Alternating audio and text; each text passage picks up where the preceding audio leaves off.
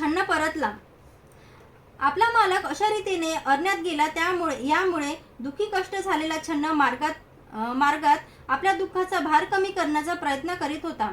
त्याचे अंतःकरण इतके जड झाले होते की ज्या रस्त्याने कंठकासह जो एका रात्रीत कूच करीत असे, त्याच रस्त्याने आपला स्वामी आपल्याबरोबर नाही याचा विचार करीत प्रवास संपविण्यात त्याला 8 दिवस लागले।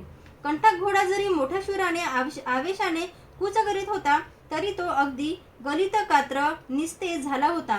जरी तो अलंकार भूषणांनी सजविलेला होता, तरी बरोबर आपला धनी नाही म्हणून अगदी स्वरूपहीन दिसत होता। आणि ज्या दिशेला त्याचा मालक गेला होता, त्या दिशेने वळून एकसारखी मान वर खाली करून केविलवाण्या सुरात किंकाळत होता। तो जरी अतिशय भुंकलेला होता, तरी पूर्वीप्रमाणे मार्गात गवत किंवा पाणी याची त्याने अपेक्षा केली नाही किंवा त्यांना तोंडही लावले नाही। हळूहळू ते शेवटी कपिलवस्तूला येऊन पोहोचले। कपिलवस्तू नगरी तर गौतमाच्या जाण्याने अगदी उजाड दिसत होती। ते दोघे कपिलवस्तूला शरीराने पोहोचले, मनाने नाही। जरी कपिलवस्तू नगरी अधूनमधून कमळांच्या ताट्यावानी भरलेल्या जलाशयामुळे व फुलांनी बहरलेल्या वृक्षांमुळे उल्लसित व शोभायमान दिसणारी होती, जरी आज तिच्या नागरिकांचा आनंद पार मावळला होता। निस्तेज चेहऱ्याचे व अश्रुढाळीत त्या दोघांनी जेव्हा हळूहळू शहरात प्रवेश केला, तेव्हा त्या शहरातील सर्व लोक त्यांना शोकांत बुडालेले दिसले।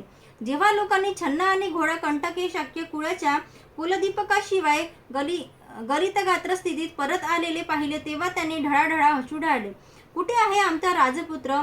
कुठे आहे या राजकुळाचा व राज्याचा कुलदीप? असे म्हणून व अश्रुढाळीत लोक रागाने छन्नाच्या मागोमाग रस्त्याने धावू लागले। गौतमाशिवाय ही नगरी म्हणजे अरण्य आहे आणि ज्या अरण्यात गौतम राहत आहे ती नगरी आहे। गौतमाशिवाय या शहराचे आम्हाला काही सुद्धा आकर्षण वाटत नाही। इतक्यात राजपुत्र म्हणाला।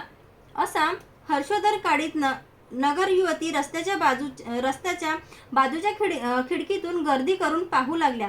परंतु जेव्हा त्यांनी घोड्याची पाठ रिकामी पाहिली, तेव्हा धडाधड खिडक्या बंद करून त्या आक्रोशाने रडू लागल्या।